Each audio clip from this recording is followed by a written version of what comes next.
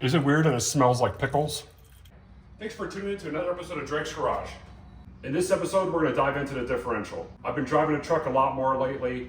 One thing I notice that when I do drive it is I do sound like or feel like I'm having transmission or differential issues.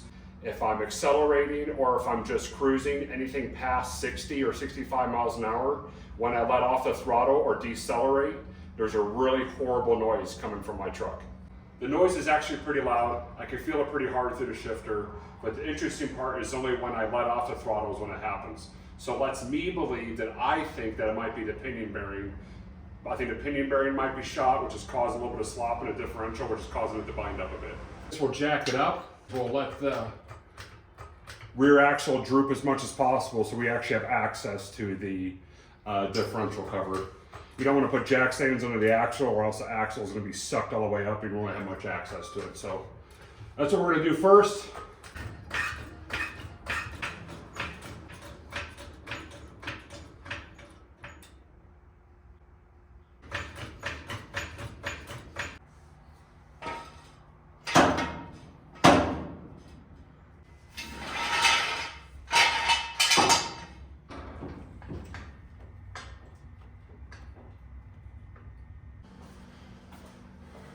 All right, let's grab some tools. What size do you think that is? 9/16? That's probably gonna be my guess. Nope, back already, ½ inch.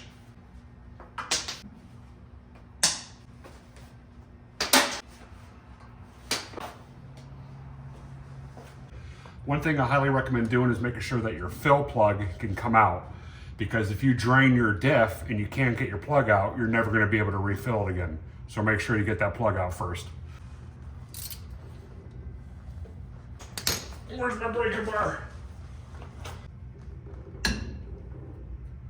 Got it. I have actually never ever checked the fluid.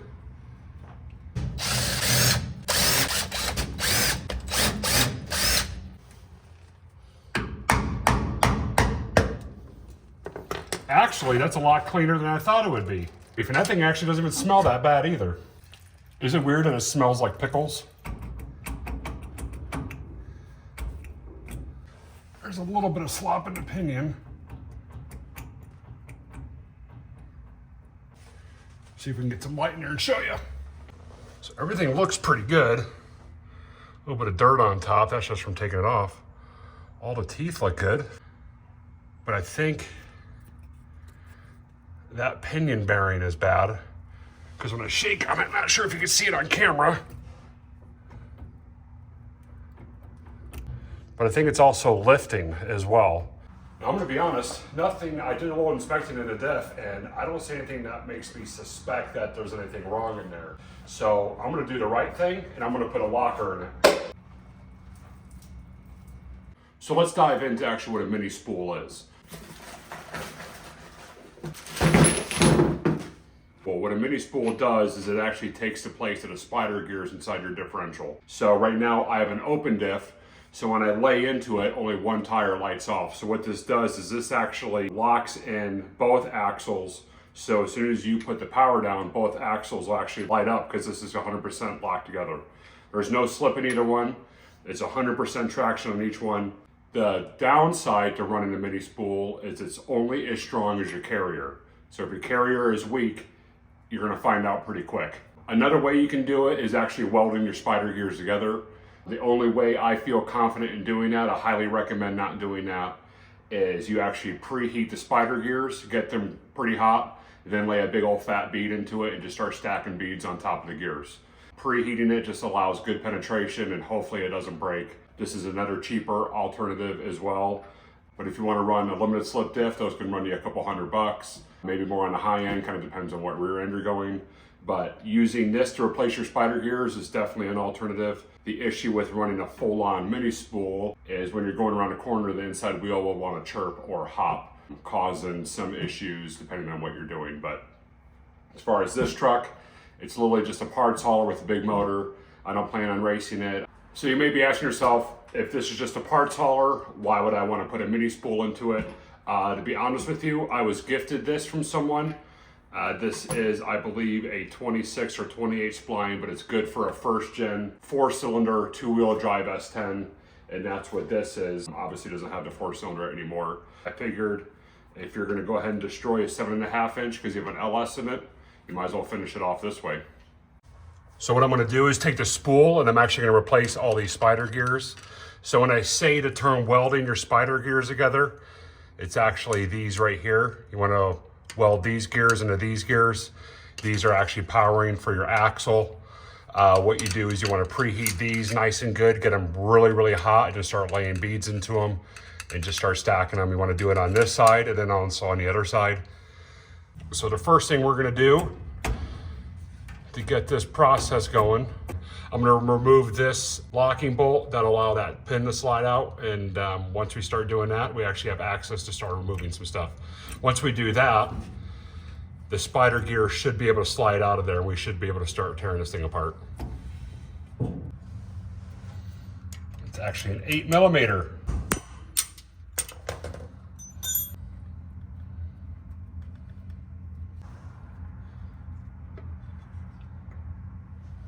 Thread that back in so I don't lose it. I'm going to turn the rear end. There he goes. There's one that just dropped. Spin it again. Get some more parts to drop out of this hog. Bam.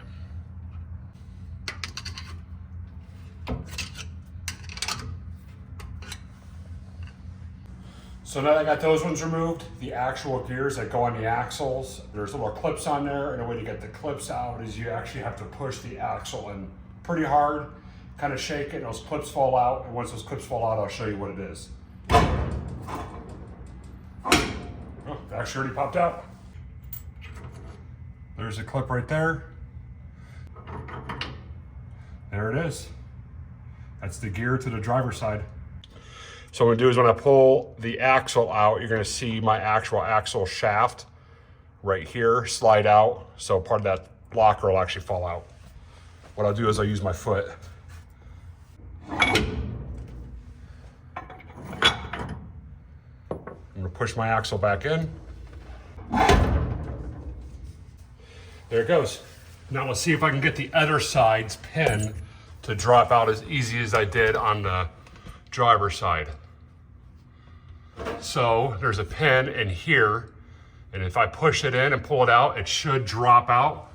We'll see what happens. It probably won't be as nice as the driver's side was. Believe it or not, it was just as nice.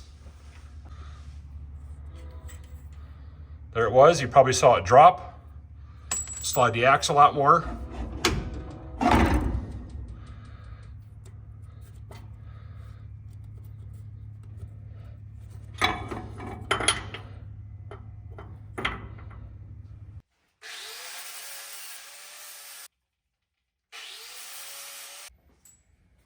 Hot potato, hot potato. That is hot. So what I'm doing is I'm cutting down these clips a little bit so it actually can slide in there and still lock. So that's a perfect fit for that one. Let's go ahead and match the other side. Let's make it. Okay, that's it before. You can see it's nice and round on both sides. This one I kind of made it flat. So I took a dangerous part and made it even more dangerous.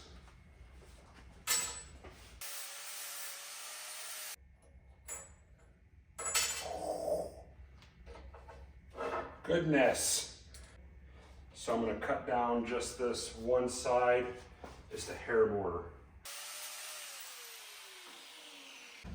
So what we're actually doing is we're making our axle clips that lock the axles in place, slide right in these grooves. Now this one still kind of binds up, but I don't want to take any more material off than I need to. All right, let's see if we can start getting this thing back together. One part at a time. Push the axle out a little bit. If you push it too far out, it'll actually drop down out of the drum, and I really don't want to do that.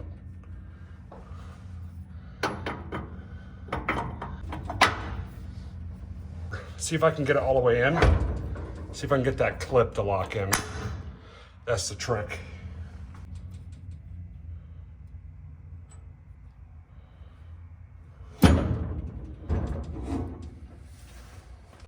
hope for the best. Slide this pin in to lock it in. So I'll do is I'll lock it in, then I'll slide it out. Got to line the block up with these two grooves. So that's in. We're going to rotate it up.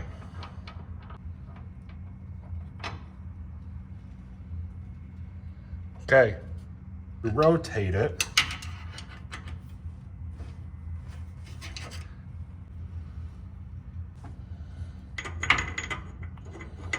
Rotate the axle back and forth. Lock that down.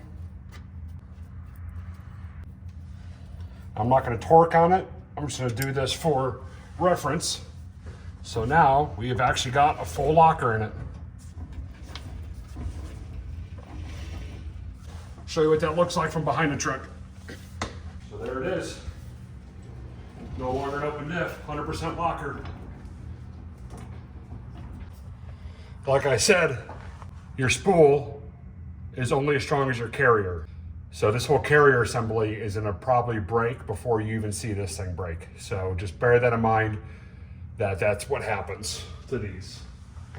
So before, after. That's what that looks like.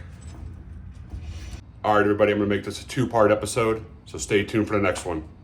Day 2, I'm gonna try and wrap up the rear end situation and hopefully get this truck back on the road.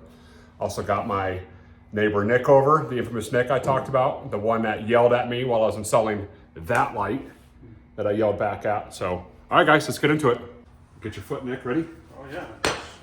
The next thing I need to do is clean off this gasket material on the actual differential and diff cover, and then we'll actually fill it with diff fluid and we'll just get it wrapped up. So let's just knock it out. I should probably clean the diff cover off before I start opening up stuff. It'd probably be... I don't really have any chunks in here either, which I'm actually super shocked about. The issue I'm having with the diff, and I don't know if it is that anymore because I was expecting to find something bad in here. During acceleration or cruising, there's no issues. It's as smooth as glass, but as soon as I start doing decel, it's noisy as can be. I can feel it through the shifter, and I was hoping that the pinion bearing was shot, causing it to kind of bind inside the diff. Yeah. Bearing's awesome, good, huh?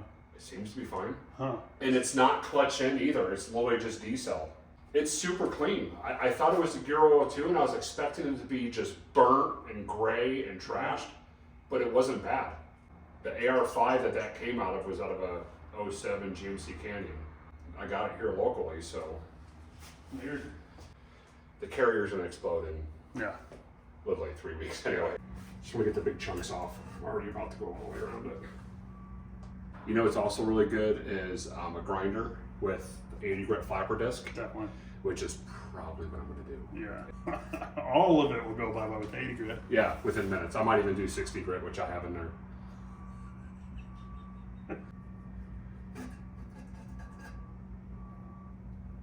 The skin grows back for the most part.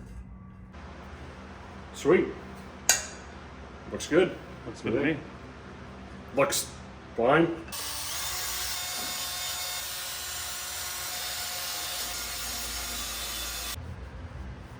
Especially when I don't have any brake cleaner. You know what? I think I do actually. Just scream at it a bunch. Don't mind me while I reach around you. Oh. That should work. There you go. It's clean enough. That's a lot. Oh yeah, that's thick. But I'm gonna smooth it. That's just like, that's a super night crawler all the way around. Kind of smooth it out by hand a little bit.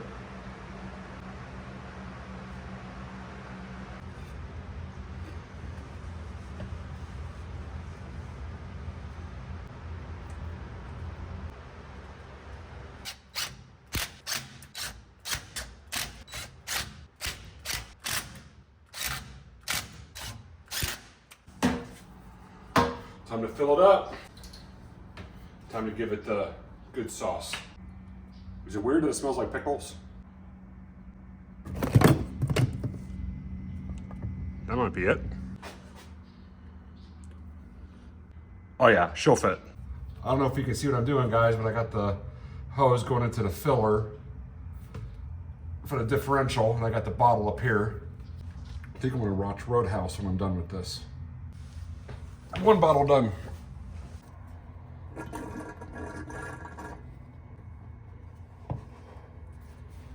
See it dripping? She full.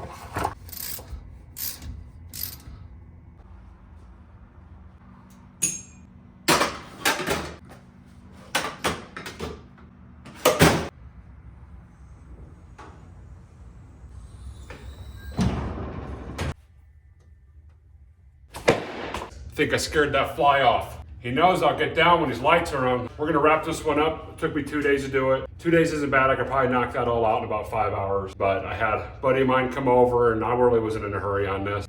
And I'll catch you guys in the next episode. Thanks everybody. Bye.